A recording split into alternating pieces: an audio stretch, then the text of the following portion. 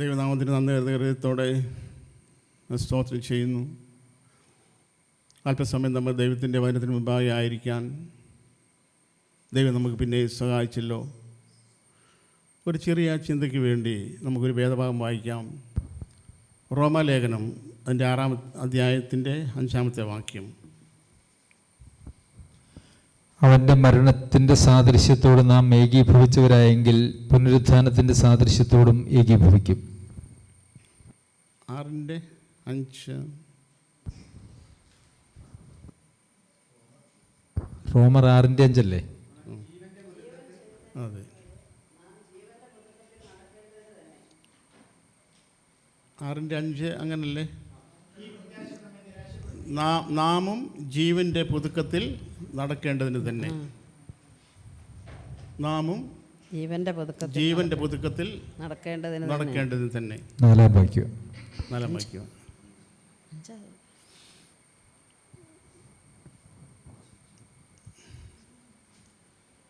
മനുഷ്യൻ്റെ ജീവിതത്തോട് ഇടപെടുന്നൊരു ദൈവമുണ്ട്. ദൈവത്തിൻ്റെ ഇടപെടലുകൾ മാത്രമേ സ്ഥായിയായി അഥവാ സ്ഥിരമായി നിൽക്കുന്നതുള്ളൂ. കാരണം ദൈവം സ്ഥിരമായി നിൽക്കുന്നവനായതുകൊണ്ട്. ഇവിടെ നമ്മൾ വായിച്ച വാക്യം, നാമും ജീവൻ്റെ പുതുക്കത്തിൽ നടക്കേണ്ടത് തന്നെ. 2 വിധത്തിലുള്ള ഉയർപ്പുകൾ നമ്മുടെ ദൈവത്തിൻ്റെ വചനത്തിൽ കാണാൻ കഴിയുന്നുണ്ട്. ഞാൻ വിശദീകരിക്കാം. അതിൽ ഒന്നാമതിൻ്റെ റിസൾട്ട് ഇങ്ങനെയാണ്: മരിച്ചുപോയൊരു മനുഷ്യനെ അടക്കം ചെയ്യുന്നു.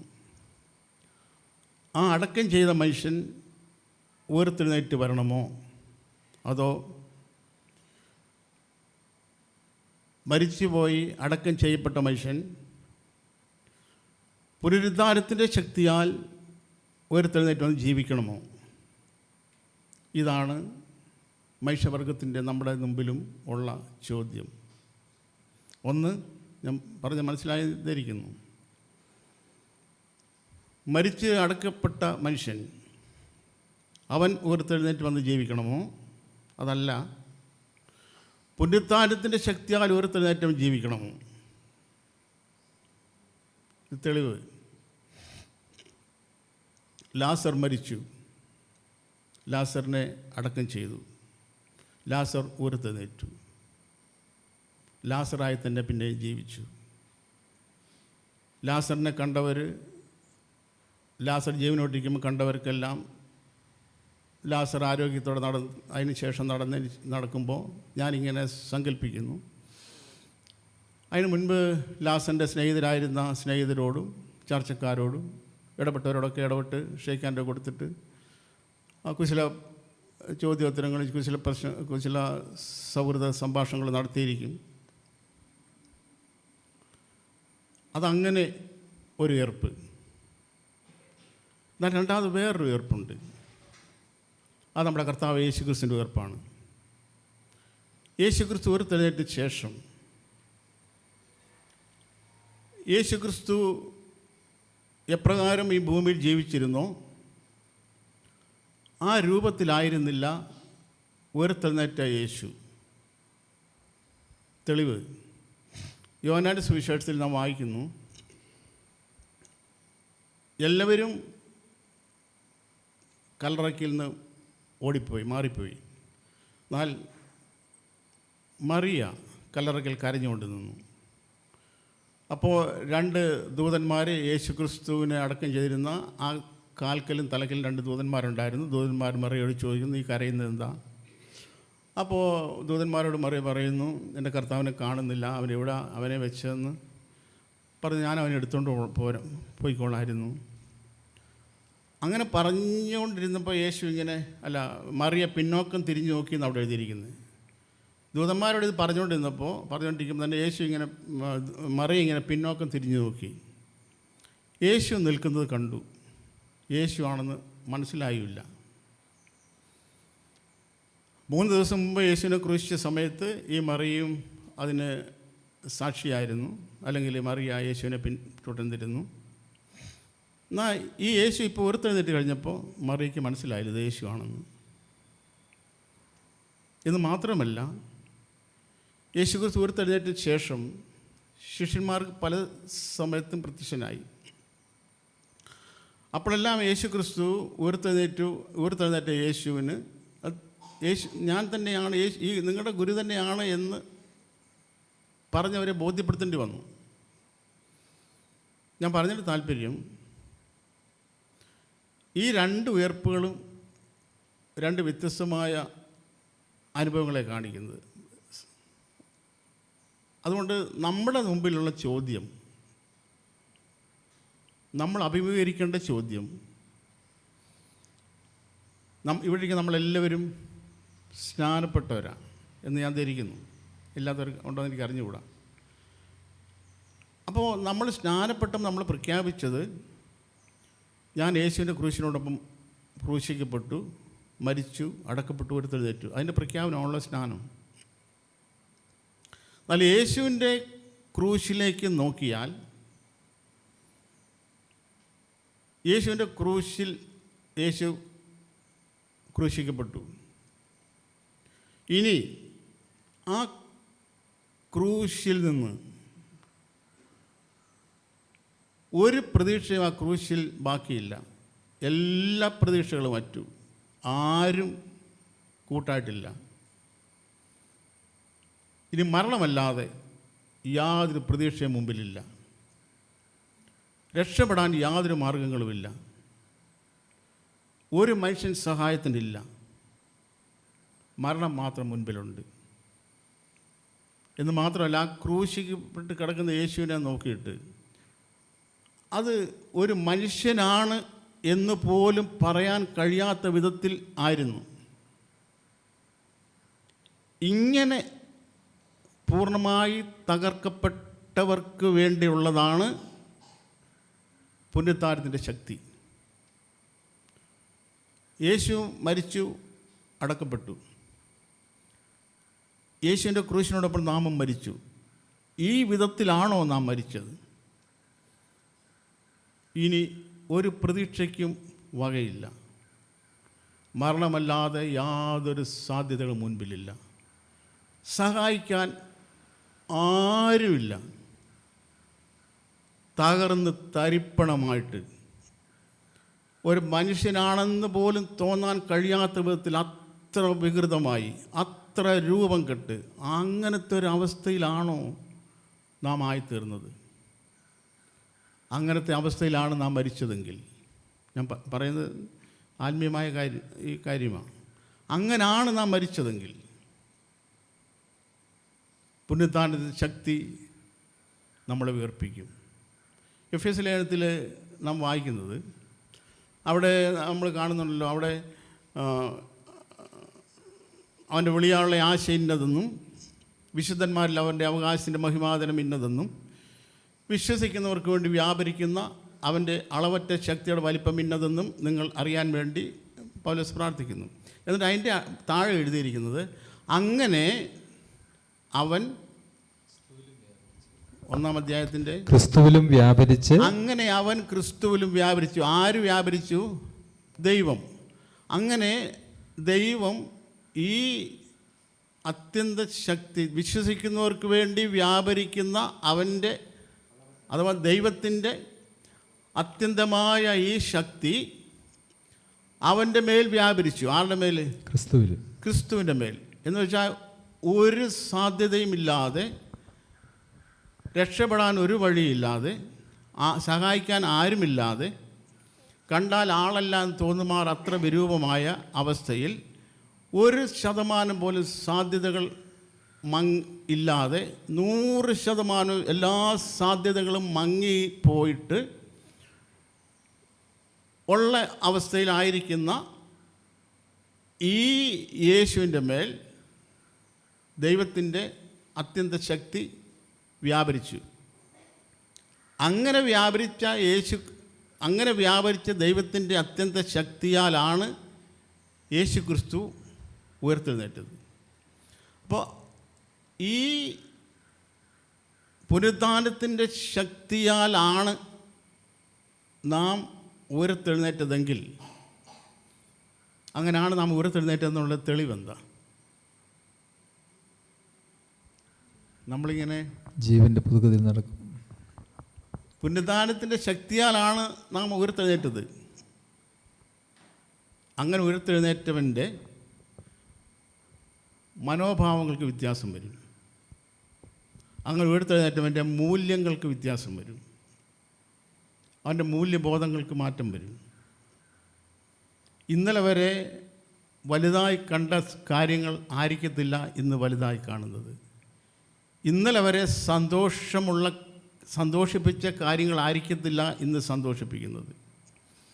ഇന്നലെ വരെ ദുഃഖിപ്പിച്ച കാര്യങ്ങളായിരിക്കത്തില്ല ഇന്ന് അവനെ അത് സന്തോഷിപ്പിക്കുന്ന കാര്യമായിരിക്കും.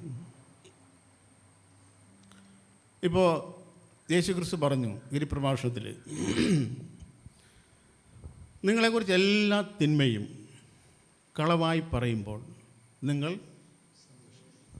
സന്തോഷിച്ച് ഉല്ലസിപ്പിക്കും. ഈ പുനരുത്ഥാനത്തിൻ്റെ ശക്തിയാൽ ഉയർത്തെഴുന്നേറ്റ ഒരുവനല്ല എങ്കിൽ ഒരിക്കലും അവന് കഴിയത്തില്ല.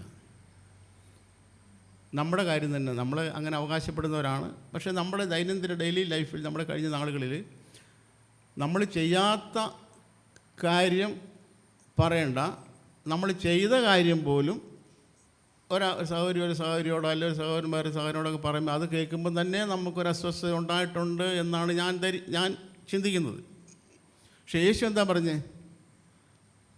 നിങ്ങളെക്കുറിച്ച് ഉള്ള കാര്യമല്ല, നമ്മൾ ഉള്ള കാര്യം പറയുമ്പോൾ ഇങ്ങനെയാണ്, പിന്നെ ഇല്ലാത്ത കാര്യം പറയുമ്പോൾ നമ്മുടെ സ്ഥിതി ഭയങ്കര കഷ്ടമായിരിക്കും. നിങ്ങളെക്കുറിച്ച് എല്ലാ തിന്മയും കളമായി പറയുമ്പം നിങ്ങൾ എന്ത് ചെയ്യണം? സന്തോഷിക്കണം. അങ്ങനെ സന്തോഷിക്കണമെങ്കിൽ ഈ പുനരുത്ഥാനത്തിൻ്റെ ശക്തിയാൽ ഉയർക്കപ്പെടാത്ത ആർക്കും കഴിയത്തില്ലെന്നാണ് ഞാൻ പറഞ്ഞതിൻ്റെ താല്പര്യം. ആർക്കും കഴിയത്തില്ല. ഈ എബ്രായത്തിൽ നമ്മൾ വായിക്കുന്നുണ്ടല്ലോ, അവർ വളരെ പ്രയാസം അനുഭവിച്ചു എന്ന് മാത്രമല്ല, സമ്പത്തിൻ്റെ അപകാരം സന്തോഷത്തോടെ സഹിച്ചു. സമ്പത്തിൻ്റെ അപകാരം നമ്മൾ നോക്കി നിൽക്കുക. സമ്പത്തിൻ്റെ അപകാരം സന്തോഷത്തോടെ സഹിച്ചു. യേശു എന്താ പഠിപ്പിച്ചത്? യേശു പഠിപ്പിച്ച നിൻ്റെ വസ്ത്രം എടുക്കുന്നവന് പുതപ്പും കൂടെ വിട്ടുകൊടുത്തേക്കണം. നമ്മൾ നോക്കി നിൽക്കുക. ഇങ്ങനെ ഒരു സങ്കല്പം ഞാൻ നിങ്ങൾ മുമ്പിൽ വെക്കാം.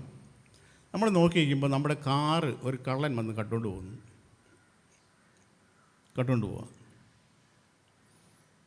യേശുവിൻ്റെ പഠിപ്പിക്കൽ പ്രകാരം നമ്മൾ എന്തും കൂടെ ചെയ്യണം. ആ ചാവിയും കൂടെ എടുത്ത് അവന് കൊടുക്കണം.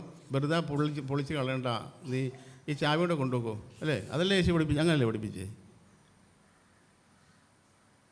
നിൻ്റെ എന്ത് ചെയ്യണം? നിൻ്റെ വസ്ത്രം എടുക്കുന്നവന് അവൻ പുതപ്പ് ചോദിച്ചൊന്നുമില്ല. നിൻ്റെ വസ്ത്രം എടുക്കുന്നതിന് നിൻ്റെ പുതപ്പോടെ വിട്ടുകൊടുത്തേക്കണം. അപ്പോൾ ഈ ഉയർപ്പിൻ്റെ ശക്തി എന്ന് പറയുന്നത്, അല്ലെ പുനരുത്ഥാനത്തിൻ്റെ ശക്തി എന്ന് പറയുന്നത്, ആ പുനരുത്ഥാനത്തിൻ്റെ ശക്തിയാൽ ഉയർക്കപ്പെട്ടവരും ഉണ്ട്, അല്ല കുഴിച്ചിട്ടിട്ട് അങ്ങനെ തന്നെ എഴുന്നേറ്റ് വന്നവരുമുണ്ട്. അങ്ങനെ തന്നെ എഴുന്നേറ്റ് വന്നവരെ നമ്മുടെ നാട്ടിൽ ഒരു പേര് വിളിക്കും. എന്താ അറിയോ? ഞാൻ പറയാം, നിങ്ങൾക്കറിയാം. പ്രേതം എന്നാണ് വിളിക്കുന്നത്. പ്രേതം. ഇപ്പം ഇങ്ങനെ സങ്കല്പിക്കുക, ഞാൻ മരിച്ചുപോയി, നിങ്ങളെല്ലാവരും കൂടി എന്നെ മറവ് ചെയ്തു. 2 ദിവസം കഴിഞ്ഞപ്പം നിങ്ങളാരെങ്കിലും അങ്ങാടി പോയിട്ട് അരി സാധനമൊക്കെ മേടിച്ച്, നേരെ സന്ധ്യയായി അരി സാധനമൊക്കെ പിടിച്ച് തലയിൽ വെച്ചുകൊണ്ട് ഒരു ചെറിയ മെഴുതിരി ഒക്കെ പിടിച്ചുകൊണ്ട് ഇങ്ങനെ വരികയാണെന്ന് വിചാരിക്കുക. അപ്പം ഞാൻ നേരെ നിങ്ങളുടെ അടുത്ത് വന്നിട്ട്, ബ്രദറെ എന്നും പറഞ്ഞ് ഇങ്ങനെ കൈ തരാതെ വെച്ചോ,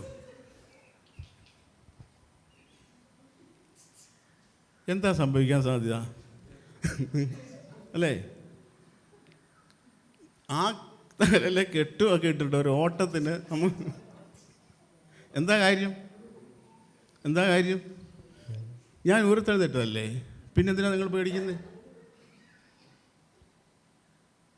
ഇതുപോലെ അനേക പ്രേതങ്ങൾ ക്രിസ്തീയ ഗോളത്തിൽ ഇന്നുണ്ട്. കാരണം അവർ യേശു ക്രൂശിൽ മരിച്ചതുപോലെ മരിച്ചവരല്ല. ആ പ്രേതങ്ങളെ കൊണ്ട് നിറഞ്ഞു നിൽക്കുന്ന ഒരു ക്രിസ്തീയ ഗോളം അവരനുകരിക്കുന്നത് ദാവീദിനെ അല്ല. എന്താ വേറെ ഒരു പുള്ളിക്കാരനെ അടുത്ത് അനുകരിച്ചല്ലോ, ഇങ്ങനെയുള്ള ആളുകളെ അനുകരിക്കുന്നവർ. ദാവീദ് മോശമെന്നല്ല സഹോദരന്മാരെ ഞാൻ പറഞ്ഞത്, സഹോദരിമാരെ അങ്ങനെയല്ല പറഞ്ഞത്. ദാവീദ് ദൈവത്തിൻ്റെ ഹൃദയപ്രകാരമുള്ള മനുഷ്യനാണ്, അതിനൊരു തർക്കവുമില്ല, ദൈവം സാക്ഷ്യം പറഞ്ഞതാണ്. എന്നാൽ എബ്രായലേഖനം 15-ാം അധ്യായം വായിച്ചു വരുമ്പോൾ അവിടെ എഴുതിയിരിക്കുന്നു, ശിംശോൻ, ഇത്താഹ്, ദാവീദ് മുതലായവരെക്കുറിച്ച് വിവരിപ്പാൻ സമയം പോരാ. എന്നിട്ട് അവർ ചെയ്ത ഓരോ കാര്യങ്ങൾ എഴുതി. എന്നിട്ട് 12-ാം അധ്യായം തുടങ്ങുന്നത്, അതുകൊണ്ട് നിങ്ങൾ ദാവീദിനെ മാതൃകയാക്കാനല്ല സഹോദരന്മാരെ, ആകയാൽ നാമും സാക്ഷികൾ ഇത്ര വലിയ സമൂഹം നമുക്ക് ചുറ്റും നിൽക്കുന്നതുകൊണ്ട് സകല ഭാരവും മുറുകെ പറ്റുന്ന പാവം വിട്ട് നമുക്ക് മുമ്പിൽ വെച്ചിരിക്കുന്ന ഓട്ട സ്ഥിരതയോടെ ഓടുക. വിശ്വാസത്തിൻ്റെ നായകനും പൂർത്തി വരുത്തനുമായ യേശുവിനെ നോക്കുക. ദാവീദല്ല നമ്മുടെ മാതൃക, ദാവീദല്ല, അല്ല, അങ്ങനെയുള്ള ആരും അല്ല മാതൃക, യേശുവാണ് മാതൃക. അതുകൊണ്ട് ഇങ്ങനെ യേശുവിൻ്റെ ക്രൂശിനോടൊപ്പം യേശു മരിച്ചതുപോലെ ഇനി ഒരു പ്രത്യാശയ്ക്കും വകയില്ല, ഒരു പ്രതീക്ഷയ്ക്കും വകയില്ല, സഹായിക്കാൻ ആരുമില്ല, ഈ മരണമല്ലാതെ എൻ്റെ മുൻപിൽ ഒന്നുമില്ല എന്ന് ഉള്ള ആ ഒരു വ്യതയിൽ ആയിത്തീർന്നിട്ട് ഈ ക്രൂശിൽ മരിച്ച് അടക്കപ്പെട്ടവർക്ക് വേണ്ടി ദൈവത്തിൻ്റെ അത്യന്തമായ വ്യാപാര ശക്തി അവരെ ഉയർപ്പിച്ചു. ആ ഉയർപ്പിക്കപ്പെട്ടവൻ ഞാൻ ഇപ്പോൾ പറഞ്ഞ പോലെ ഉയർത്തി വന്നവനെ പോലെ അല്ല അവൻ്റെ ജീവിതം. അവൻ്റെ ചിന്താഗതികൾ മാറി, അവൻ്റെ മനോഭാവങ്ങൾ മാറി, കാഴ്ചപ്പാടുകൾ മാറി. അവൻ്റെ ദുഃഖങ്ങൾ ഇന്ന് ദുഃഖിക്കുന്നതിനെക്കുറിച്ചല്ല അവൻ ദുഃഖിക്കുന്നത്, ഇന്നലെ വരെ ദുഃഖിച്ച കാര്യങ്ങളല്ല അവനെ ഇന്ന് ദുഃഖിപ്പിക്കുന്നത്. ഇന്നലെ വരെയുള്ള പ്രതീക്ഷകളും സ്വപ്നങ്ങളും അല്ല അവൻ ഇന്നുള്ളത്. അവൻ്റെ ആകെ താല്പര്യം കർത്താവിനെ പ്രസാദിപ്പിക്കണം. പ്രിയ സഹോദരി സഹോദരന്മാരെ, ഈ സുവിശേഷം എന്ന് പറയുന്നത് ഒരു തത്വസംഹിതകൾ അല്ല, യേശുവിൻ്റെ കുറേ പഠിപ്പിക്കലുകളുമല്ല. സുവിശേഷം എന്ന് പറഞ്ഞാൽ യേശു തന്നെയാണ്, യേശുവാണ് സുവിശേഷം. അപ്പോസ്തലനായ പൗലോസ് തിമോഥെയോസിനോട് പറഞ്ഞല്ലോ, ദാവീദിൻ്റെ സന്തതിയായി ജനിച്ച് മരിച്ച് അടക്കപ്പെട്ട് ഉയർത്തെഴുന്നേറ്റ യേശുവിനെ ധ്യാനിച്ചുകൊള്ളുവീൻ. അതാണ് എൻ്റെ സുവിശേഷം. എൻ്റെ സുവിശേഷം കുറേ തത്വസംഹിതകളല്ല. പൗലോസ് തന്നെ വേറെടുത്ത് പറഞ്ഞിരിക്കുന്നത്, അവനെ കൊലശീലത്തിൻ്റെ എൻ്റെ ഓർമ്മ, അവനെ അറിയിക്കുന്നതിൽ, അവൻ പറഞ്ഞ കാര്യങ്ങൾ അറിയിക്കുകയല്ല, അവനെ അറിയിക്കുക, അവനെ പ്രസൻറ്റ് ചെയ്യുക. അവനെ അറിയിക്കുന്നതിൽ ഏത് മനുഷ്യൻ ക്രിസ്തുവിൽ തികഞ്ഞവനാ നിർത്തുക. കൊരിന്ത്യർ ലേഖനത്തിൽ പൗലോസ് ഇങ്ങനെ പറഞ്ഞില്ലേ, ഞങ്ങളോ ക്രൂശിക്കപ്പെട്ട ക്രിസ്തുവിനെ പ്രസംഗിക്കുന്നു. ഞങ്ങളുടെ സബ്ജക്റ്റ് ക്രിസ്തുവാണ്, ക്രിസ്തു പറഞ്ഞ കാര്യങ്ങളല്ല, ക്രിസ്തുവാണ് ഞങ്ങളുടെ വിഷയം, ക്രിസ്തുവാണ്. അതുകൊണ്ട് അപ്പോസ്തലനായ പൗലോസ് പറഞ്ഞു, എനിക്ക് അവനെ അറിയണം, എനിക്കവനെ അറിയണം. ഫിലിപ്പിലെ ലേഖനത്തിലാണ് അത് എഴുതിയിരിക്കുന്നത്, എനിക്കവനെ അറിയണം. അപ്പോൾ പൗലോസ്, നിനക്കവനെ അറിഞ്ഞുകൂടെ?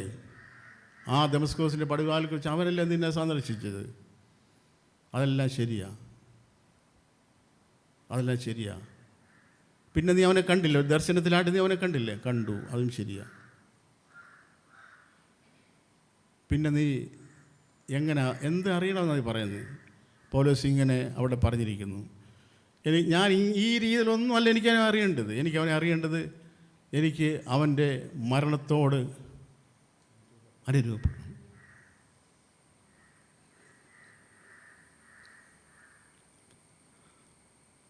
അവൻ്റെ മരണത്തോട് എനിക്ക് അനുരൂപപ്പെടണം. അവൻ്റെ മരണത്തോട് അനുരൂപപ്പെട്ടിട്ട് വേണം എനിക്ക് അവനെ അറിയാൻ.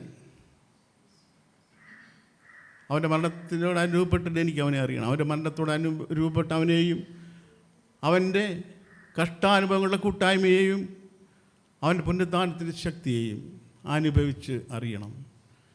പൗലോസിനെ സംബന്ധിച്ചിടത്തോളം അനുഭവിക്കുക എന്നുള്ളതും അറിയുക എന്നുള്ളതും രണ്ട് കാര്യമല്ല, ഒരേ കാര്യം തന്നെയായിരുന്നു.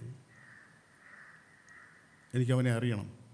അവൻ്റെ കഷ്ടതയിൽ കൂട്ടായ്മക്കാരനായിട്ട് എനിക്കവനെ അറിയണം. ഇവിടേക്ക് നമുക്കെല്ലാവർക്കും യേശുവിനെ അറിയാം, തീർച്ചയായിട്ടും അറിയാം. അതുകൊണ്ട് നമ്മളിവിടെ ഇപ്പോൾ ആയിരിക്കുന്നത്. പക്ഷേ ഇങ്ങനൊരറിവ് എങ്ങനെയുള്ള അറിവ്? അവൻ്റെ കഷ്ടതയിലെ കൂട്ടായ്മ അനുഭവിച്ചിട്ടുള്ള അറിവ്. ഇങ്ങനത്തെ ഒരു അറിവ് ഉണ്ടെങ്കിൽ മറ്റെല്ലാ അറിവുകളെക്കാൾ അതിജീവിക്കുന്ന ഒരു അറിവ് ഈ ഒരു അറിവാണ്. അത് നമ്മളെ ആത്മീയരാക്കി തീർക്കും. ഞാൻ 1-2 വാക്യങ്ങൾ കൊലോസ്യ ലേഖനത്തിൽ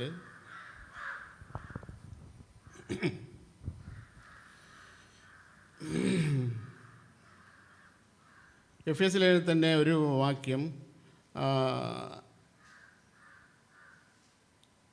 ആ വാക്യം ഇങ്ങനെയാണ്: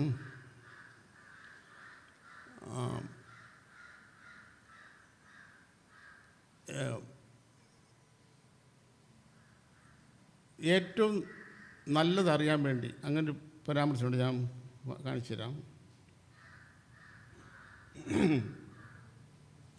ഫിലിപ്പിയർ 1:10 1:10 വായിക്കുക ഓർഡറെ. നിങ്ങൾ ഭേദാഭേദങ്ങളെ വിവേചിപ്പാറാകണമെന്നും ക്രിസ്തുവിൻ്റെ നാട്. ആ ഫിലിപ്പിയർ 1-ാം അധ്യായത്തിലെ അപ്പോസ്തലൻ പൗലോസിൻ്റെ പ്രാർത്ഥനയാണ്. ആ പ്രാർത്ഥനയിലെ ഒരു വിഷയം, നിങ്ങൾ എന്ത് ചെയ്യണം? ഭേദാഭേദങ്ങളെ വിവേചിക്കുക. നിങ്ങൾ ഭേദാഭേദങ്ങളെ വിവേചിക്കുമാറാണ്. ഭേദാഭേദങ്ങൾ എന്നൊക്കെ പറയുമ്പോൾ മലയാളത്തിൽ അത് എനിക്ക് തോന്നുന്നില്ല, അത്ര പെട്ടെന്ന് പിടി കിട്ടിയാന്ന് എനിക്ക് തോന്നുന്നില്ല. ഭേദാഭേദങ്ങൾ ഇംഗ്ലീഷിൽ അതിൻ്റെ പരിഭാഷ എക്സലൻ്റ് ആണ്. എക്സലൻ്റ് എന്ന് പറഞ്ഞാൽ അതിൻ്റെ അർത്ഥം ഞാൻ പറയാം. നമ്മൾ ഈ പിള്ളേരൊക്കെ സ്കൂളിൽ പഠിക്കുമ്പം 100-ൽ 95 മാർക്ക് കിട്ടിയെന്ന് വിചാരിക്കുക. ആ ആൻസർ പേപ്പറിൽ ടീച്ചർ ഗുഡെന്ന് എഴുതിയിരിക്കും. 100-ൽ 100 മാർക്ക് കിട്ടിയെന്ന് വിചാരിക്കുക, അതിനകത്ത് വെരി ഗുഡെന്ന് എഴുതിയിരിക്കും. എൻ്റെ ഒരു സങ്കല്പമാണേ. പക്ഷെ ആ ഗുഡുമല്ല വെരി ഗുഡുമല്ല, അതിൻ്റെയും അപ്പുറം ഒരു കാര്യമുണ്ട്. അതിന് പറയുന്ന വാക്കാണ് എക്സലൻ്റ്. അപ്പോൾ ഇവിടെ അപ്പോസ്തലൻ പൗലോസ് എന്താ പറഞ്ഞിരിക്കുന്നത്? നിങ്ങൾ എന്തറിയണം? എക്സലൻ്റ് ആയിട്ടുള്ള കാര്യം എന്ന് വെച്ചാൽ ഏറ്റവും ടോപ്പ് മോസ്റ്റ് ആയിട്ടുള്ള അത് നല്ലത്, ഏറ്റവും ഗുഡല്ല വെരി ഗുഡുമല്ല, എക്സലൻ്റ് ആയിട്ടുള്ള എന്ന് വെച്ചാൽ അതിനേക്കാളെല്ലാം അപ്പുറത്ത് എന്തോന്നുണ്ട്. അതെന്ത് ചെയ്യണം? അത് നമ്മളറിയണം. അത് നിങ്ങളറിയണം. അപ്പോൾ അത് നമ്മൾ അറിഞ്ഞാൽ മാത്രമേ ദൈവം നമുക്ക് വേണ്ടി ഒരുക്കിയിരിക്കുന്നത് എന്താണ് എന്നുള്ളതിൻ്റെ ഒരു മങ്ങിയ കാഴ്ചപ്പാടെങ്കിലും നമുക്ക് കിട്ടത്തുള്ളൂ. അത് നമ്മളറിയണം. അങ്ങനെ അറിയണമെങ്കിൽ അപ്പോസ്തലൻ പൗലോസ് പറയുന്നത് എങ്ങനെ അറിയാൻ പറ്റത്തുള്ളത്? ഇങ്ങനെ വെറുതെ എല്ലാവരോടും രാവിലെ വയ്യോളം സുവിശേഷം പറഞ്ഞ് നടന്ന് അങ്ങനെ നടന്ന് എനിക്ക് അറിയാൻ പറ്റത്തില്ല. എനിക്ക് അതൊക്കെ അറിയണമെങ്കിൽ എന്ത് ചെയ്യണം? അവൻ്റെ മരണത്തോട് അനുരൂപപ്പെട്ടാൽ മാത്രമേ എനിക്കങ്ങനെ അറിയാൻ പറ്റത്തുള്ളൂ. അതുകൊണ്ട് എൻ്റെ വാഞ്ച മുഴുവനും എനിക്കവനെ അറിയാം. എൻ്റെ ആഗ്രഹം മുഴുവനും അവൻ്റെ മരണത്തോട് അനുരൂപപ്പെട്ടവനെ അറിയാനാണ്. അങ്ങനെ അറിയണമെങ്കിൽ ഞാനൊരു കാര്യം ചെയ്യുന്നുണ്ട്. എനിക്ക് ലാഭമായിരുന്ന ഒത്തിരി കാര്യങ്ങളുണ്ട്. അത് മുഴുവൻ ഞാൻ എന്തായിട്ട് എണ്ണുന്നു? ഛേദമായിട്ട് എണ്ണുന്നു. ദൈവത്തിൻ്റെ പരിശുദ്ധാത്മാവിനാൽ അഥവാ ആത്യന്ത ശക്തിയാൽ അഥവാ പുനരുദ്ധാനത്തിൻ്റെ ശക്തിയാൽ ഉയർക്കപ്പെട്ട ഒരുവനെ സംബന്ധിച്ചിടത്തോളം ഞാൻ ആദ്യം പറഞ്ഞു, അതിൻ്റെ മൂല്യബോധങ്ങൾക്ക് മാറ്റം വരും. ഇന്നലെ വരെ ലാഭമായിരുന്ന കാര്യങ്ങൾ ഇന്ന് എന്താണെന്ന് പറയും? ഇതിലൊന്നും ഒരു കാര്യമില്ല, ഇത് വേറും ചപ്പും ചവറുവാണ്. ഇത് ആരാ പറയുന്നത്? പൗലോസാണ് പറയുന്നത്. എന്താ പൗലോസിൻ്റെ യോഗ്യത? ഇവിടേക്ക് നമ്മളെല്ലാവരെക്കാട്ടിലും അല്ലെങ്കിൽ ഇസ്രായേലിലുള്ള ഒരു ടോപ്പ് മോസ്റ്റ് ആയിട്ടുള്ള ഇസ്രായേലിനെ കാട്ടിലും വലിയവനായിരുന്നു പൗലോസ്. കാരണം പാരമ്പര്യമായിട്ട് തന്നെ പരീശന്മാരാണ്. അതൊക്കെ വലിയ കാര്യമാണ്. എന്ന് മാത്രമല്ല ജന്മനാ റോമ പൗരനാണ്. പൗലോസിനെ അറസ്റ്റ് ചെയ്ത് വാറുകൊണ്ട് കെട്ടാൻ നേരം ഏകദേശം DYSPയുടെ റാങ്കുള്ള മനുഷ്യനാണ് അത് ചെയ്യുന്നത്. ഉടനെ പൗലോസിൻ്റെ ചോദ്യം, റോമ പൗരനും വിസ്താരം കഴിയാത്തവനുമായി എന്നെ നീ വാറുകൊണ്ട് കെട്ടുന്നു? പേടിച്ചു പോയി, കിടുങ്ങിപ്പോയി DYSP. എന്നിട്ട് ചോദിച്ചു, നീ റോമ പൗരനാണോ? അതെ, ഞാൻ അങ്ങനെ തന്നെ ബൈ ബർത്ത് ജന്മനാ ഞാൻ റോമ പൗരനായിട്ട് ജനിച്ചവനാ. അയ്യോ, ഈ മനുഷ്യൻ പറഞ്ഞു, ഞാൻ കാശ് കൊടുത്ത് മേടിച്ച ഈ പൗരത്വം. രാജാവിൻ്റെ മുമ്പിൽ പ്രതിവാദം പറയുമ്പോൾ രാജാവ് പറയും, പൗലോസ് നീ ഭയങ്കര പഠിത്തക്കാരൻ, നീ വിദ്യാബഹുത്വം കൊണ്ട് നീ ഭ്രാന്തനായിപ്പോയി, നിനക്ക് ഭ്രാന്തി പിടിച്ചു. അപ്പോൾ എന്ന് മാത്രമോ, ബെന്യാമീൻ ഗോത്രത്തിലുള്ളവനാണ്. ബെന്യാമീൻ ഗോത്രത്തിൻ്റെ പ്രത്യേകതയൊക്കെ നമുക്ക് കുറച്ചൊക്കെ അറിയാൻ ഞാൻ വിചാരിക്കുന്നു. അങ്ങനെ എന്തുകൊണ്ടും ഗമാലിയേലിൻ്റെ കാൽക്കലിരുന്ന് ന്യായപ്രമാണം മുടിനാര് വണ്ണത്തിൽ കീറി മുറിച്ച് പഠിച്ചവനാണ്. അങ്ങനെയുള്ളവൻ പറയുക, ഇത് മുഴുവൻ ഞാൻ ഛേദമെന്നുണ്ടിരിക്കുന്നു. ഛേദമാണിത് മുഴുവൻ. മൂല്യബോധങ്ങൾക്ക് വ്യത്യാസം വരും. ഇന്ന് നമ്മൾ കാണുന്ന, നമ്മൾ ആഗ്രഹിക്കുന്ന, വിചാരിക്കുന്ന മൂല്യങ്ങളെല്ലാം അത് തലതിരിഞ്ഞതായിത്തീരും. അതുകൊണ്ടാണ് യേശു ക്രിസ്തുവിൻ്റെ അപ്പോസ്തലന്മാർ, യേശുവിൻ്റെ ശിഷ്യന്മാർ, അവരെ ലോകം വിളിച്ചൊരു പേരുണ്ട്. അവർ പറഞ്ഞത്, ലോകത്തെ കീഴ്മേൽ മറിക്കുന്നവർ. ലോകത്തെ കീഴ്മേൽ മറിക്കുന്നവർ ഇവിടെ വന്നെന്നാണ് ചോദിക്കുന്നത്. ലോകത്തെ കീഴ്മേൽ മറിക്കുക എന്ന് പറഞ്ഞാൽ എന്താണ്? ലോകത്തെ കീഴ്മേൽ മറിക്കുക എന്ന് പറഞ്ഞാൽ ലോകത്തിൻ്റെ തത്വങ്ങൾ വിപരീതമായിട്ട് ഇടപെടുക, ജീവിക്കുക. ആ ലൈഫ് സ്റ്റൈലാണ്. മൂല്യങ്ങൾക്ക് വ്യത്യാസമുണ്ടായി. ഇന്ന് നമുക്ക് ദുഃഖിക്കുന്ന കാര്യം, ഇന്ന് സന്തോഷിക്കുന്ന കാര്യം, ഈ സന്തോഷിക്കുന്ന കാര്യത്തെക്കുറിച്ചൊക്കെ പറയുമ്പോൾ, സന്തോഷം എന്ന വാക്കിന് നമ്മൾ പൊതുവെ മലയാളത്തിൽ പറയുന്നത് ജോയ് എന്നൊരു വാക്കുണ്ട്, ഹാപ്പിനെസ് എന്നൊരു വാക്കുണ്ട്. ജോയി എന്നും ഹാപ്പിനെസ്സും, ഈ രണ്ടിൻ്റെ അർത്ഥം ഏകദേശം സന്തോഷം എന്നാണ് നമ്മൾ വിവക്ഷിക്കുന്നത്, നമ്മൾ മനസ്സിലാക്കിയിരിക്കുന്നത്. എന്നാൽ ജോയി എന്ന് പറയുന്നത് ഹാപ്പിനെസ് എന്ന് പറയുന്നത് രണ്ട് കാര്യമാണ്. ഹാപ്പിനെസ് എന്ന് പറഞ്ഞാൽ തിങ്സ്, നമ്മുടെ ചുറ്റുപാടും സംഭവിക്കുന്ന കാര്യങ്ങളിൽ നിന്നുള്ള സന്തോഷമാണ് ഹാപ്പിനെസ്. എന്നുവെച്ചാൽ സാഹചര്യങ്ങളൊക്കെ നമുക്ക് അനുകൂലമാണെങ്കിൽ നമുക്ക് സന്തോഷമുണ്ട്. അത് ഞാൻ പറഞ്ഞല്ലോ ഒരു ഉദാഹരണമായിട്ട്, ഞാൻ ഉയർത്തെഴുന്നേറ്റ പോലെ ഉയർത്തെഴുന്നേറ്റു എന്ന് അവകാശപ്പെടുന്നവനും എന്തുണ്ട്? സാഹചര്യങ്ങളെല്ലാം അനുകൂലമാണെങ്കിൽ സന്തോഷമുണ്ട്, അല്ലെങ്കിൽ എൻ്റെ സന്തോഷം പോവും. എൻ്റെ പറഞ്ഞാൽ, ഞാൻ പറഞ്ഞല്ലോ, ഞാൻ മരിച്ചിട്ട് ഇങ്ങനെ കുഴിച്ചിട്ടു 2 ദിവസം കഴിയുമ്പോൾ എഴുന്നേറ്റ് വന്നു. അങ്ങനെയുള്ള എന്നെ സംബന്ധിച്ചിടത്തോളം സാഹചര്യങ്ങളൊക്കെ അനുകൂലമാണെങ്കിൽ എനിക്ക് സന്തോഷമുണ്ട്, സാഹചര്യങ്ങളൊക്കെ തകിടം മറിയുകയാണെങ്കിൽ എൻ്റെ സന്തോഷം പോവും. അങ്ങനെയുള്ള എന്നെ സംബന്ധിച്ചിടത്തോളം എനിക്ക് തീയുടെ ബലം കെടണമെങ്കിൽ തീ കെടണം. ഞാൻ പറഞ്ഞ് മനസ്സിലായി ധരിക്കുന്നു. തീ കെട്ടാലേ എൻ്റെ തീയുടെ ബലം കെടത്തുള്ളൂ. എന്നാൽ ദൈവം അതല്ല പറയുന്നത്. ഉൽപ്പത്തി പുസ്തകം പോലെ നമുക്ക് അറിയാം. നിങ്ങൾ പറയുമ്പോൾ എന്നെ തെറ്റിദ്ധരിക്കരുത് പ്ലീസ്. പുറപ്പാട് പുസ്തകത്തിൽ മോശ ഒരു കാഴ്ച കാണുന്നു. മോശ കാണുന്ന കാഴ്ച ഇതാണ്: വലിയ തീ ആളി കത്തുന്നു, ചെറിയൊരു മുൾപ്പടർപ്പാണ്. മുൾപ്പടർപ്പെന്ന് പറഞ്ഞാൽ നമുക്കറിയാമല്ലോ, ഈ എലിമുള്ളും തൊട്ടാവാടി ഇതൊക്കെ ഇങ്ങനെ ഉണങ്ങി നിൽക്കുന്നു. അത് ഭയങ്കര തീ കത്തുക. പക്ഷേ ഇതെന്ത് ചെയ്യുന്നില്ല? വെന്തു പോകുന്നില്ല. ഇത് ഭയങ്കര അത്ഭുതമല്ലേ? ചന്ദ്രകമേശ അഭേദനോ 3 പേര് തീയിൽ കൂടെ നടക്കുന്നു. ചൂളയുടെ മടങ്ങ്, ചൂളയുടെ ചൂട് എത്ര മടങ്ങ് വർദ്ധിപ്പിച്ചത് അവന്മാരെ? നമ്മളെന്തായെന്ന് മനസ്സിലാക്കേണ്ടത്? ഒരു ലോകമനുഷ്യനുള്ള പരീക്ഷയ്ക്ക് ഒരു അറുതിയുണ്ട്. ദൈവത്തിന് വേണ്ടി നിൽക്കുന്നവൻ്റെ പരീക്ഷയ്ക്ക് ചൂട് കൂടുതലാണ്. സാധാരണ ചൂടല്ലത്. പക്ഷെ ആ ചൂടിലും എന്താ സംഭവിച്ചേ? അവരുടെ വസ്ത്രത്തിന് പോലും തീയുടെ മണം പോലും ഏൽക്കാതെ അവർ തീയിൽ കൂടെ നടന്നു. ഇങ്ങനെ നടക്കണമെങ്കിൽ പുണ്യദാനത്തിൻ്റെ ശക്തിയാൽ ഉയർത്തെഴുന്നേറ്റവന് മാത്രമേ കഴിയൂ. അല്ലെങ്കിൽ എനിക്ക് തീയുടെ ബലം കെടുത്തണമെങ്കിൽ തീ കെട്ടുപോകണം.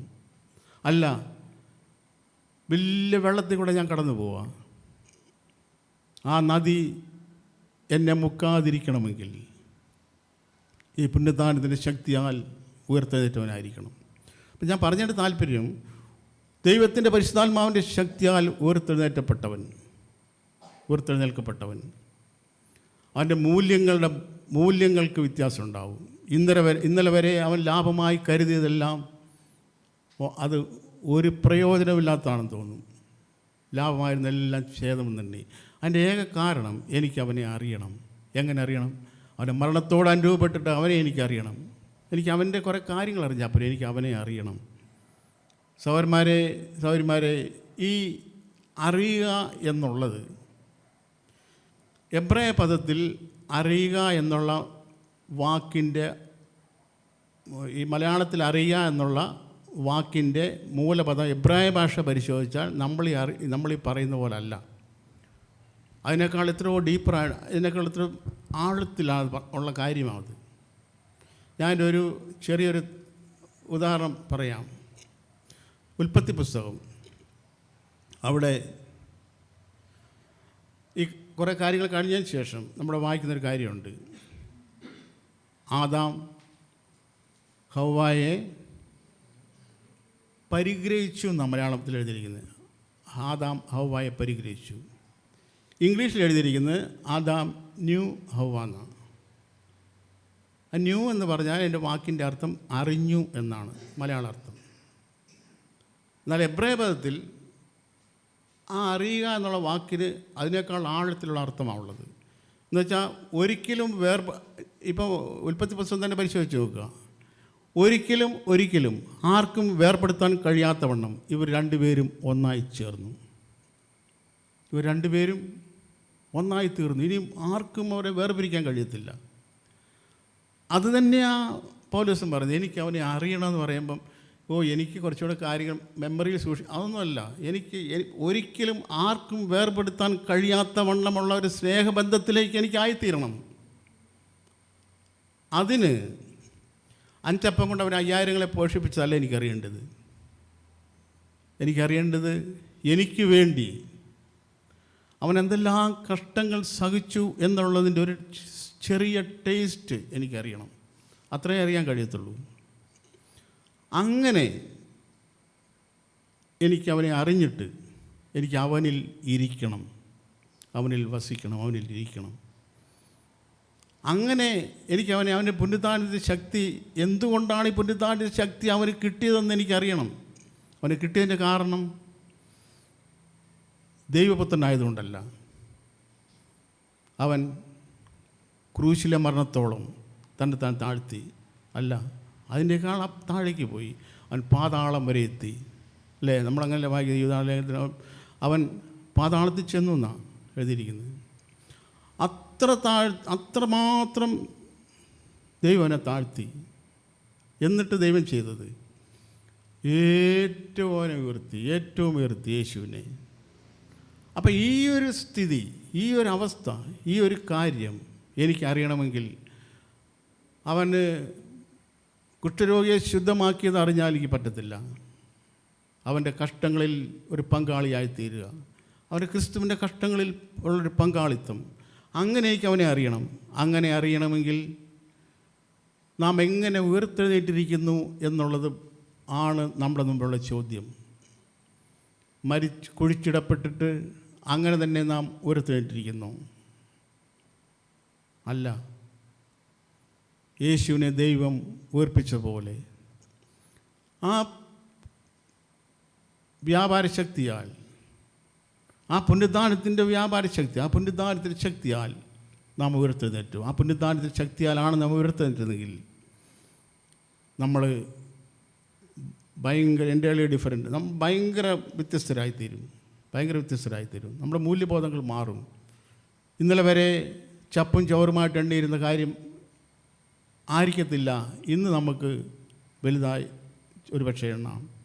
ഇന്നലെ വരെ ലോകത്തെ നേടുന്നത് നമുക്ക് വലിയ കാര്യമായിരുന്നു. ഇന്ന് നാം പറയും, അയ്യോ മുഴു ലോകം നേടിയിട്ടും ആത്മാവിനെ നഷ്ടമാക്കിയാൽ എന്ത് പ്രയോജനം. ഇന്നലെ വരെ ലോകത്തിൻ്റെ നേട്ടം അദാനി അംബാനി ആകുന്ന വലിയ കാര്യമായിരുന്നു. പക്ഷേ ഈ പുനരുദ്ധാന ശക്തിയാൽ ഉയർത്തെഴുന്നേറ്റപ്പെട്ടതിന് ശേഷം അതല്ല നമ്മുടെ മനോഭാവം, നമ്മുടെ ചിന്ത അതല്ല. അങ്ങനെ കൊലോസ്യ ലേഖനത്തിൻ്റെ ഒരു വാക്യം നമുക്ക് വായിക്കാം. കൊലോസ്യ ലേഖനം 1-ാം അധ്യായത്തിൻ്റെ 11-ാമത്തെ വാക്യം ഒന്ന് വായിക്കോ.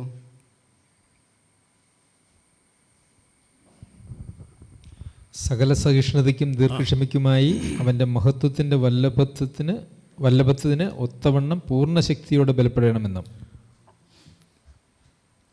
അവിടെ എഴുതിയിരിക്കുന്നത് ഈ പൂർണ്ണ ശക്തിയോടെ ബലപ്പെടണം. എന്തിനു വേണ്ടി? സകല സഹിഷ്ണുതയ്ക്കും ദീർഘക്ഷമയ്ക്കും. അപ്പോൾ ഈ സഹിഷ്ണുതയും ദീർഘക്ഷമയും നമുക്ക് ഉണ്ടായാൽ പോരാ, അത് വർദ്ധിക്കണം. അത് ഇനി ഒരു വാക്യോടെ വായിക്കുമ്പോൾ ഇതെന്താ നമുക്ക് കുറച്ചുകൂടെ വ്യക്തമാകും. യാക്കോബിൻ്റെ ലേഖനം 5-ാം അധ്യായം അതിൻ്റെ 11-ാമത്തെ വാക്യം. സഹിഷ്ണുത കാണിച്ചവരെ നാം ഭാഗ്യവാന്മാർ എന്ന് പുകഴ്ത്തുന്നു. യോബിൻ്റെ സഹിഷ്ണുത നിങ്ങൾ കേട്ടും കർത്താവ് വരുത്തിയ അവസാനം കണ്ടുമിരിക്കുന്നു. കർത്താവ് മഹാകരുണയും മനസ്സിലുമുള്ളവനല്ലോ. കർത്താവ് മഹാകരുണയും മനസ്സിലുമുള്ളവനാണ്. ഇവിടെ നമ്മൾ വായിക്കുന്നത് യോബിൻ്റെ കഷ്ടതയെക്കുറിച്ച് നമുക്ക് എല്ലാവർക്കും അറിയാം അല്ലേ? എന്തോ ഒരു പ്രശ്നങ്ങളിൽ കടന്നുപോയി. കൊലോസ്യ നമ്മൾ വായിച്ചത്. അപ്പോൾ അങ്ങനെയുള്ള കഷ്ടങ്ങളിൽ എന്ത് ചെയ്യണം? എന്താ പറഞ്ഞ കഷ്ടങ്ങളിൽ നമ്മൾ എന്ത് ചെയ്യണം? കഷ്ടതയിലും സഹിഷ്ണുതയിലും പൂർണ്ണശക്തിയോടെ ബലപ്പെടണം. നമ്മൾ ഭയങ്കര ശക്തരായിത്തീരണം. കഷ്ടത നമ്മുടെ ജീവിതത്തിൽ വരുമ്പം അയ്യോ എനിക്ക് ദൈവം എന്നോട് ഇങ്ങനെ ചെയ്തല്ലോ എന്ന് പറയണമെന്നല്ല, ആ കഷ്ടതയിൽ നമ്മൾ എന്ത് ചെയ്യണമെന്ന് പറയുന്നത്? ശക്തരായിത്തീരണം എന്ന് മാത്രമല്ല സഹിഷ്ണുത കാണിക്കണം. അത്ര എളുപ്പമുള്ള കാര്യമൊന്നുമല്ല സഹിഷ്ണുത കാണിക്കാൻ. നമുക്കറിയാമല്ലോ, നമുക്ക് കുടുംബജീവിതം ചെയ്യുന്ന ഒരാൾ നമ്മളെല്ലാവരും മിക്കവാറും പേര് നമ്മൾ ഇപ്പോൾ സ്വന്തം ഭാര്യയോടാണെങ്കിൽ പോലും ഇങ്ങനെ പറയുക, അത് എടുത്തോ, അതിനെടുത്തോ. അപ്പോൾ ഒരു 2 പ്രാവശ്യം അതിനെടുക്കാൻ പിന്നെയും ചോദിച്ചേ, അപ്പോൾ അതിനെടുത്തോ ഇച്ചിരി കൂടെ ഉറക്കെ പറയും. പിന്നെയും എന്നാ ചോദിക്കുക എന്ന് വിചാരിക്കുക. പുള്ളിക്കാർക്ക് കേട്ടില്ല. നമ്മുടെ പ്രതികരണം എങ്ങനെ ഇരിക്കും? നിസ്സാര കാര്യമല്ലേ? നമ്മൾ ഈ ഇപ്പോൾ നമ്മുടെ ഡെയിലി ലൈഫ് നമ്മൾ കാണുന്ന കാര്യമാണ്. നമ്മുടെ കുടുംബജീവിതത്തിലൊക്കെ നമ്മൾ എങ്ങനെ ആയിരിക്കും? നമ്മൾ അങ്ങ് പൊട്ടിത്തെറിച്ചിട്ട് ഇതിൻ്റെ ചെവി അങ്ങനെ എന്തൊക്കെയാണ് പറയല്ലേ? പക്ഷെ ഇവിടെ എന്താ പറഞ്ഞിരിക്കുന്നത്? സഹിഷ്ണുത കാണിക്കണം. വെറുതെ സഹിഷ്ണുത കാണിക്കണമെന്നല്ല, അങ്ങനെ നമ്മൾ സഹിഷ്ണുതയിൽ ശക്തരായിത്തീരണം.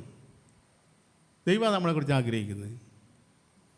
അപ്പോൾ പൗലോസ് പറയുന്നത് എനിക്ക് അവനെ അനുഭവിച്ചറിയണം. എങ്ങനെ അനുഭവിച്ചറിയണം പൗലോസ്? അവൻ്റെ കഷ്ടതയിലൊരു കൂട്ടായ്മ എനിക്ക് വേണം. യേശുവിൻ്റെ കഷ്ടത എന്തായിരുന്നു? നമുക്ക് 53-ാം യെശയ്യാ പറയുന്ന 53-ാം അധ്യായം അതിൻ്റെ 7, 8, 9 വാക്യങ്ങളൊന്ന് വായിക്കോ. യെശയ്യാ പറയുന്ന 53-ാം അധ്യായത്തിൻ്റെ തന്നെത്താൻ താഴ്ത്തി വായെ തുറക്കാതിരുന്നിട്ടും അവൻ പീഡിപ്പിക്കപ്പെട്ടു. കൊല്ലുവാൻ കൊണ്ടുപോകുന്ന കുഞ്ഞാടിനെ പോലെയും രോമം കത്തിരിക്കുന്നവരുടെ മുമ്പാകെ മിണ്ടാതെയിരിക്കുന്ന ആടിനെ പോലെയും അവൻ വായെ തുറക്കാതിരുന്നു. അവൻ പീഡനത്താലും ശിക്ഷാവിധിയാലും എടുക്കപ്പെട്ടു. ജീവനുള്ളവരുടെ ദേശത്തു നിന്ന് അവൻ ഛേദിക്കപ്പെട്ടു എന്നും എൻ്റെ ജനത്തിൻ്റെ അതിക്രമ നിമിത്തം അവന് ദണ്ഡനം വന്നു എന്നും അവൻ്റെ തലമുറയിൽ ആർ വിചാരിച്ചു. അവൻ സാഹസമൊന്നും ചെയ്യാതെയും അവൻ്റെ വായിൽ വഞ്ചനയൊന്നും ഇല്ലാതെയും ഇരുന്നിട്ടും അവർ അവന് ദുഷ്ടന്മാരോടുകൂടെ ശവക്കുഴി കൊടുത്തു. ഈ യേശുക്രിസ്തു ഭൂമിയിൽ വരുന്നതിന് ഏകദേശം 700 വർഷങ്ങൾക്കപ്പുറം യെശയ്യാ പ്രവാചകൻ തൻ്റെ ദർശനത്തിൽ കണ്ട തൻ്റെ ഒരു കാര്യം അവിടെ യേശുവിനെ കുറിച്ചാണ് എഴുതിയിരിക്കുന്നത്. യേശുവിനെ കുറിച്ച് എഴുതിയിരിക്കുന്നത്, അവൻ രോമം കത്തിരിക്കുന്നതിനുള്ള മുമ്പിൽ മിണ്ടാതെ നിന്ന കുഞ്ഞാടിനെ പോലായിരുന്നു. പൗലോസ് എന്താ പറയുന്നത്? എനിക്ക് അവൻ്റെ കഷ്ടതയിൽ ഒരു പങ്കാളിയായി തീർന്നിട്ട് അവനോടൊരു കൂട്ടായ്മ എനിക്ക് വേണം. നമ്മളെക്കാളെല്ലാം നല്ലപോലെ പഴയതും അറിയാവുന്ന ആളാണ് പൗലോസ്. അപ്പോൾ പൗലോസ് എന്തായിരിക്കും ഉദ്ദേശിച്ചത്, പറഞ്ഞത്? ഒരു പക്ഷേ രോമം കത്തിരിച്ചെടുക്കാം. ഈ രോമം കത്തിരിക്കുക എന്ന് പറഞ്ഞാൽ ഇന്നെന്താ ഇവിടെ ഇരിക്കുന്ന നമുക്ക് എല്ലാവർക്കും ബാധകമല്ലേ ഇത്? ഇന്ന് നമ്മുടെ നമുക്ക് രോമമൊന്നും ഇല്ലല്ലോ അല്ലേ? അല്ലെങ്കിൽ നമ്മൾ രോമം കത്തിരിക്കുക എന്ന് പറയുന്നത് ഈ ചെമ്മരിയാടിനെയാണ് പ്രധാനമായിട്ട് ഉദ്ദേശിക്കുന്നത്. ആ കാലത്ത് കമ്പിളി പുതപ്പുകൾ ഉണ്ടാക്കിയിരുന്നത് കമ്പിളി വസ്ത്രം ഉണ്ടാക്കിയിരുന്നത് ഈ ചെമ്മരിയാടിൻ്റെ രോമം കൊണ്ടായിരുന്നു. അതിനുവേണ്ടി ഈ രോമം കത്തിരിച്ചെടുക്കും. അങ്ങനെ ആ കാലത്ത്. അപ്പം ഇന്നതെന്താ? ഇന്ന് ആ രോമം കത്തിരിക്കുക എന്ന് പറഞ്ഞാൽ നമുക്കൊരു കാര്യം അറിയാം. ആ രോമം കത്തിരിക്കുന്ന ആ ആടിന് മാത്രം അവകാശപ്പെട്ടതാണ് അതിൻ്റെ രോമം. പക്ഷെ അതിപ്പോൾ നമ്മളെന്ത് ചെയ്യുക? അല്ലെങ്കിൽ ആ രോമം കത്തിരിക്കുന്നവൻ എന്താ ചെയ്യുന്നത്? ഈ ആടിന് മാത്രം അവകാശപ്പെട്ടത് ഇവൻ എടുക്കുക. അപ്പോൾ എന്താ ഈ ആട് ചെയ്യുന്നത്? ഒന്നും മിണ്ടുന്നില്ല. മിണ്ടാതെ നിൽക്കുന്ന കുഞ്ഞാടിനെ പോലെ. നമുക്ക് അർഹതപ്പെട്ടത് വേറൊരാൾ എടുക്കുമ്പം നമുക്ക് ശരിക്കും 100% നമുക്ക് അർഹതപ്പെട്ടതാണ്. അതൊരു പക്ഷേ നമ്മുടെ പാരമ്പര്യമായ കുടുംബസ്വത്തായിരിക്കാം, അല്ലെങ്കിൽ അങ്ങനെയുള്ള എന്തെങ്കിലും കാര്യമായിരിക്കാം. നമുക്ക് അവകാശപ്പെട്ടതാണ്, ഒരു തർക്കമില്ല കാര്യത്തിൽ. പക്ഷേ അത് വേറൊരാൾ എടുക്കുമ്പം, എൻ്റേതാണെന്നും പറഞ്ഞ് മറ്റൊരാൾ കൈവശപ്പെടുത്തുമ്പോൾ നമ്മളെങ്ങനെ ആയിരിക്കണം? ഈ രോമം കത്തിരിച്ചെടുക്കുന്ന ആട് ആ രോമം കത്തിരിക്കുന്നവൻ്റെ മുമ്പിൽ മിണ്ടാതെ നിൽക്കുന്ന പോലെ വായ തുറക്കാതെ ഊമനായിരുന്നു. ഇത് മാത്രമല്ല, അവൻ സാഹസം ഒന്നും ചെയ്തില്ല, ഒരു സാഹസം ചെയ്തില്ല. അവൻ്റെ വായിൽ വഞ്ചന ഒന്നുമില്ലായിരുന്നു. എന്നിട്ടും ശവക്കുഴി കൊടുത്ത ആരോടുകൂടാ? ദുഷ്ടന്മാരോടുകൂടെ ശവക്കുഴി കൊടുത്തു. ഇത് പൗലോസിന് നല്ലോണം അറിയാം. വായ തുറക്കാതെ ഊമനായിരിക്കേണ്ടി വരുന്ന സന്ദർഭങ്ങൾ. നമുക്കുള്ളത് അപഹരിക്കപ്പെടുന്നു, നമുക്ക് അർഹതപ്പെട്ടത് ചൂഷണം ചെയ്യപ്പെടുന്നു. നമുക്ക് മാത്രം ശരിക്കും അർഹതപ്പെട്ടത് അത് കൈമോശം വരുത്തുന്നു. അവിടെ ഒരക്ഷരം പോലും മിണ്ടാതെ, ഒരക്ഷരം പോലും മറുത്തു പറയാതെ ഊമനായിരിക്കാൻ കഴിയണമെങ്കിൽ ആ പുണ്യദാനത്തിൻ്റെ ശക്തിയാൽ നാം ഉയർക്കപ്പെട്ടിരിക്കുന്നുവെങ്കിൽ മാത്രമേ നമുക്ക് കഴിയൂ. പ്രിയമുള്ളവരെ, ഇത് കേവലം നമ്മൾ വെറും ഒരു കഥ പോലെ നമുക്ക് ഗ്രഹിക്കാൻ വേണ്ടിയൊന്നും അല്ല ബൈബിളിൽ എഴുതിയിരിക്കുന്നത്. ഇത് നമ്മുടെ ബുദ്ധിപദേശത്തിന് വേണ്ടി ഇന്ന് ജീവിക്കുന്ന നമുക്ക് ഇത് ബാധകമാണ്, നമുക്കും ബാധകമാണ്. യേശുവിൻ്റെ മാതൃക എന്ന് പറഞ്ഞാൽ അങ്ങനായിരുന്നു. അങ്ങനെ ജീവിക്കുന്നവർക്ക് വേണ്ടിയാണ് യേശുക്രിസ്തു വീണ്ടും വരുന്നത്. അവരെയാണ് വീണ്ടും ചേർക്കുന്നത്. എന്നാൽ അതിലൊരു വ്യത്യാസം കൂടെ ഞാൻ പറഞ്ഞിട്ട് നമുക്ക് നിർത്താം. യേശുക്രിസ്തുവിനെ ഫോളോ ചെയ്ത് യേശുക്രിസ്തുവിനെ പിൻപറ്റിയിരുന്നത് 2 തരത്തിലുള്ള ആളുകളുണ്ടായിരുന്നു. ഒന്ന്, വലിയ ജനാവലി ഉണ്ടായിരുന്നു. യേശു ക്രിസ്തുവിനെ തിക്കി തിരക്കി കൊണ്ടു നടക്കാൻ വലിയ ജനക്കൂട്ടമുണ്ടായിരുന്നു. അതിനെ പുരുഷാരം എന്നാണ് ബൈബിളിൽ സംബോധന ചെയ്തത്. പുരുഷാരം, പിന്നെ വലിയ പുരുഷാരം. എന്നാൽ ആ പുരുഷാരത്തെ കൂടാതെ യേശുവിനെ പിൻപറ്റുന്ന 12 ശിഷ്യന്മാരും ഉണ്ടായിരുന്നു. പിൻപറ്റാൻ മനസ്സ് വെച്ച 12 ശിഷ്യന്മാരുണ്ടായിരുന്നു. അപ്പോൾ ഈ പുരുഷാരും ശിഷ്യന്മാരും തമ്മിൽ വ്യത്യാസമുണ്ട്. പുരുഷാരൻ രാവിലെ അന്വേഷിക്കുന്ന യേശു അവിടെ ഉണ്ട്, യേശു അവിടെ കൂടരഞ്ചിൽ വന്നിട്ടുണ്ട്. അപ്പോൾ ഇന്ന് ഉച്ചയ്ക്ക് നമുക്ക് കഞ്ഞിയൊന്നും വെക്കണ്ട, ചോറൊന്നും വെക്കണ്ട, അവിടെ സംഭവം ഉണ്ടാവും. പുരുഷാരത്തിൻ്റെ താല്പര്യം എപ്പോഴും ഈ വക കാര്യങ്ങളാണ്. പിന്നെ അസുഖം ഉണ്ടെങ്കിൽ അവിടെ മെഡിക്കോളെ പോകുന്ന വേണ്ട, യേശു വന്നിട്ടുണ്ട്, അവിടെ കൂമ്പാർ വന്നിട്ടുണ്ട്, നമുക്ക് അങ്ങോട്ട് പോയാൽ മതി, യേശു സൗഖ്യത്തിൽ. അപ്പോൾ ഈ പുരുഷാരത്തിൻ്റെ താല്പര്യം ഇതൊക്കെയാണ്. അതെല്ലാം കിട്ടുകയും ചെയ്തു. പക്ഷേ ഈ ശിഷ്യന്മാരുടെ താല്പര്യം ഇതൊന്നുമല്ല. അവർ വാങ്ങുന്നവരല്ല, കൊടുക്കുന്നവരാണ്. വാങ്ങുന്നവരല്ല. തെളിവ് 5 അപ്പം കൊണ്ട് 5000 പേരെ പോഷിപ്പിക്കുന്ന സംഭവം. എന്താ അവിടെ സംഭവിച്ചത്? യേശു എന്താ പറഞ്ഞേ? നിങ്ങൾ മേടിക്കാനാണോ കൊടുക്കാനാണോ പറഞ്ഞത്? നിങ്ങൾ കൊടുക്കാൻ പറഞ്ഞു. നിങ്ങൾ കൊടുക്ക്. ഇന്നെങ്ങനെ നമ്മൾ കേൾക്കുന്നേ? ഇന്ന് നമ്മൾ കേൾക്കുന്നത് എനിക്ക് അവിടെ പോക്കറ്റുണ്ട്, ഇവിടെ പോക്കറ്റുണ്ട്, അല്ലല്ലേ, ഇങ്ങനെ മേടിക്കാൻ ഉള്ള ശുശ്രൂഷ നമ്മൾ കാണുന്നത്. ഞാനൊരു ജോക്കിങ്, ഒരു തമാശയായിട്ടോ അല്ലെങ്കിൽ ഞാൻ പറയുന്നത് വളരെ ഗൗരവമുള്ള കാര്യമാണ് സൗകര്യമാരിത്. അപ്പം നാം ഇതിലേത് കൂട്ടത്തിൽപ്പെടുന്നു? ഏത് കൂട്ടത്തിൽപ്പെടുന്നു? മാനസാന്തരപ്പെട്ട ഒരു പാപി മറ്റ് പാപികളിൽ നിന്ന് എത്രത്തോളം വ്യത്യസ്തനാണോ അതിനെക്കാട്ടിലും വ്യത്യസ്തനാണ് പുരുഷാരത്തിൽ നിന്ന് മാറി നിൽക്കുന്ന ഒരു ശിഷ്യൻ. പുരുഷാരത്തിൽ നിന്ന് വേറിട്ട് നിൽക്കുന്ന ഒരു ശിഷ്യൻ, മാനസാന്തരപ്പെട്ട പാപി മറ്റ് പാപികളിൽ നിന്ന് എത്രത്തോളം വ്യത്യസ്തനായിരിക്കും അതിനേക്കാൾ വ്യത്യസ്തനാണ്. കാരണം അവൻ്റെ താല്പര്യം ഒറ്റയൊന്നേ ഉള്ളൂ, എനിക്ക് എൻ്റെ ഗുരുവിനെ പോലെ ആകണം. എനിക്ക് ഈ ലോകത്തിൽ രോഗസൗഖ്യമോ അല്ല, ഇതൊന്നും അല്ല എൻ്റെ വിഷയം. എൻ്റെ വിഷയം എനിക്കെൻ്റെ ഗുരുവിനെ പോലെ ആകണം. പൗലോസും പറഞ്ഞതാണ്, എനിക്ക് അവനെ അറിയണം, അവനെ പോലെ ആയിത്തീരണം. സഹോദരീസഹോദരന്മാരെ, നമ്മുടെ വാഞ്ച എന്താണ്? നമ്മുടെ ആഗ്രഹം എന്താണ്? എനിക്ക് അവനെ പോലെ ആയിത്തീരണം. ഇതാണ് നമ്മുടെ ആഗ്രഹമെങ്കിൽ ഇതാ യെശയ്യാവ് പറഞ്ഞിരിക്കുന്നു, അവനെങ്ങനായിരുന്നു? അവൻ രോമം കത്തിരിക്കുന്നതിന് മുമ്പിൽ മിണ്ടാകുന്ന കുഞ്ഞാടിനെ പോലായിരുന്നു, വായ തുറക്കാതെ ഊമനായിരുന്നു. അവൻ അധർമ്മികളുടെ കൂട്ടത്തിൽ എണ്ണപ്പെട്ടു, ദുഷ്ടന്മാരോട് ശവക്കുഴി കിട്ടി. പക്ഷേ എന്താ സംഭവിച്ചത്? നമ്മുടെ എഫെസ്യലേഖനത്തിൽ വായിച്ചല്ലോ, ദൈവത്തിൻ്റെ അത്യന്ത ശക്തി അവൻ്റെ മേൽ ഇറങ്ങി വന്നു. അവനെ മരിച്ചവരുടെ ഇടയിൽ നിന്ന് ദൈവം ഉയർപ്പിച്ചു, എല്ലാ നാമത്തിനും മേലായ നാമുള്ളവനായി തീർത്തു. പുരുഷാരത്തിൻ്റെ ആശ ഒരു പക്ഷെങ്കിൽ സ്വർഗത്തിൽ പോകാൻ വേണ്ടിയായിരിക്കും. തെറ്റാണെന്നല്ല ഞാൻ പറഞ്ഞത്, ഒരിക്കലുമല്ല, ഞാൻ അതിനെ വിമർശിക്കുമല്ല. പക്ഷെ ഒരു സത്യം നമ്മൾ മനസ്സിലാക്കാൻ വേണ്ടി പറയുക. നമ്മുടെ ആശ നാം സ്വർഗത്തിൽ പോകണമെന്നുള്ളതാണെങ്കിൽ നാം എത്രയോ അരിഷ്ടന്മാരാണ്. അല്ല, എൻ്റെ താല്പര്യം സ്വർഗമല്ല എനിക്ക് വിഷയം. എനിക്ക് സ്വർഗമല്ല. മോശയ്ക്ക് കനാനല്ലായിരുന്നു വിഷയം. മോശ എന്താ പറഞ്ഞേ? നിനക്ക് എന്നോട് കൃപ തോന്നുവാൻ തക്കവണ്ണം ഞാൻ നിന്നെ അറിയുമാറാകട്ടെ.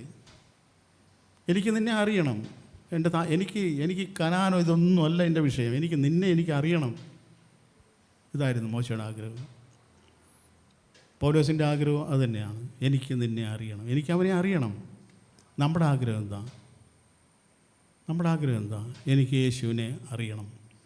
ഇപ്പം നമ്മളിങ്ങനെ ആയിരിക്കും ആശ്വസിക്കുന്നത്, നമ്മളെ തന്നെ ആശ്വസിപ്പിക്കുന്നത്. എനിക്ക് യേശുവിനെയൊക്കെ അറിയാം. ആ അറിവ് പോരെ സഹോദരന്മാരെ. ദൈവം നമ്മളെക്കുറിച്ച് ആഗ്രഹിക്കുന്നതല്ല. നമ്മൾ അവനെ അറിയണം. എങ്ങനെ അറിയണം? അവൻ്റെ കഷ്ടതയിൽ ഒരു കൂട്ടാളിയായി തീർന്നുകൊണ്ട് അവനെ അറിയുക. അതിന് മാത്രമേ നിത്യതയിൽ നമ്മളെ സ്വർഗത്തിലെത്തിക്കുമല്ല, അവൻ ഇരിക്കുന്നിടത്ത് നമ്മളെ എത്തിക്കത്തുള്ളൂ. അവൻ സ്വർഗത്തിലല്ലെന്നല്ല ഞാൻ പറയാം, അത് അല്ല എന്നല്ല. അവൻ സ്വർഗത്തിന് മീതെ കയറിയവനാണ്. അവൻ സ്വർഗത്തേക്കാൾ ഉന്നതനായവനാണ്. അവനാണ് നമ്മുടെ ഫോക്കസെങ്കിൽ, അവനാണ് നമ്മുടെ ലക്ഷ്യമെങ്കിൽ സ്വർഗം അല്ലെന്നല്ല, സ്വർഗത്തിൽ പോകത്തില്ല, അങ്ങനെയൊന്നും അല്ല ഞാൻ പറയുന്നത്. നിങ്ങൾ അതിൻ്റെ ഫുൾ മീനിങ്ങിൽ മനസ്സിലാക്കണം ഞാൻ ആഗ്രഹിക്കുന്നു. നമ്മുടെ ലക്ഷ്യം നമ്മുടെ കർത്താവിനെ പോലെ ആയിത്തീരുക എന്നുള്ളത് മാത്രമായിരിക്കണം. അതിനുള്ള ഏക വഴി കർത്താവ് കടന്നുപോയ വഴി മാത്രമേ ഉള്ളൂ. അത് യെശയ്യാവ് പറഞ്ഞ പോലെയും കൊരിന്ത്യർ ലേഖനത്തിൽ അപ്പോസ്തലൻ പൗലോസ് കടന്നുപോയ വഴികളെക്കുറിച്ച് പറഞ്ഞിരിക്കുന്ന പോലെയും എല്ലാ ഞെരുക്കത്തിൻ്റെയും പ്രയാസത്തിൻ്റെയും കഷ്ടതയുടെ എല്ലാം വഴികളായിരിക്കും. ആ വഴിയിലൂടെ നമ്മളെ നടത്താൻ വേണ്ടി കൊലസിലേൽ നമ്മളെന്തല്ലേ വായിച്ചത്? കൊലസിലേൽ തങ്ങളെ നമ്മൾ വായിച്ചത്. അതിന് നമ്മളെ പ്രാപ്തമാക്കാൻ വേണ്ടി ആ ദൈവത്തിൻ്റെ ശക്തി നമ്മുടെ മേൽ പകരുന്നത്. ഈ കഷ്ടങ്ങളിലും ഈ പ്രയാസങ്ങളിലും ഈ നിന്ദകളിലും ഈ അപമാനങ്ങളിലും അത് നമ്മുടെ ഡെയിലി ലൈഫ്, നമ്മുടെ ദൈനംദിന ജീവിതത്തിൽ ഇതിനുള്ള അവസരങ്ങൾ ദൈവം നമുക്ക് തരും സഹോദരന്മാരെ. തീർച്ചയായിട്ടും നമ്മുടെ ദൈനംദിന ജീവിതത്തിൽ ഇതിനുള്ള എല്ലാ അവസരങ്ങളും, ഓരോ അവസരങ്ങളും ദൈവം നമുക്ക് തരും. ആ അവസരങ്ങളാണ് യഥാർത്ഥത്തിൽ നമ്മുടെ വിളക്കിൽ എണ്ണ ശേഖരിക്കേണ്ട അവസരങ്ങൾ. ആ അവസരങ്ങളാണ് കർത്താവിനെ പോലെ നമ്മളെ ആക്കി തീർക്കുന്നത്. ആ അവസരങ്ങൾ പാഴാക്കാതിരിക്കണമെങ്കിൽ നാം ഈ ക്രൂശിൽ എങ്ങനെ തകർക്കപ്പെട്ടു, അങ്ങനെ യേശു തകർക്കപ്പെട്ടതുപോലെ നാം തകർക്കപ്പെട്ടവരാണെങ്കിൽ മാത്രമേ അതിന് കഴിയൂ. അല്ല, ഇന്നലെ മരിച്ചു അടക്കി ഇന്ന് അതുപോലെ തന്നെ ഉയർത്തെഴുന്നേറ്റ് വന്നവനാണെങ്കിൽ പ്രയാസമാണ്. ലാസർ പിന്നെ മരിച്ചു, ലാസർ വീണ്ടും മരിച്ചു. എന്നാൽ യേശുവിനെ കുറിച്ച് എന്താ പറയുന്നത്? ഇനി മരണത്തിന് അവൻ്റെ മേൽ അധികാരമില്ല. അതാ യേശു പറഞ്ഞത്, എന്നിൽ വിശ്വസിക്കുന്നവൻ മരിച്ചാലും ജീവിക്കും, ജീവിച്ചിരുന്ന് എന്നിൽ വിശ്വസിക്കുന്നവൻ ആരും ഒരു നാളും മരിക്കത്തില്ല. കാരണം മരണത്തിന് നമ്മുടെ മേൽ ഒരു അധികാരവുമില്ല. കാരണം നാം മരണത്തെ ജയിച്ചിരിക്കുന്നു. ദൈവം നമ്മളെ സഹായിക്കട്ടെ.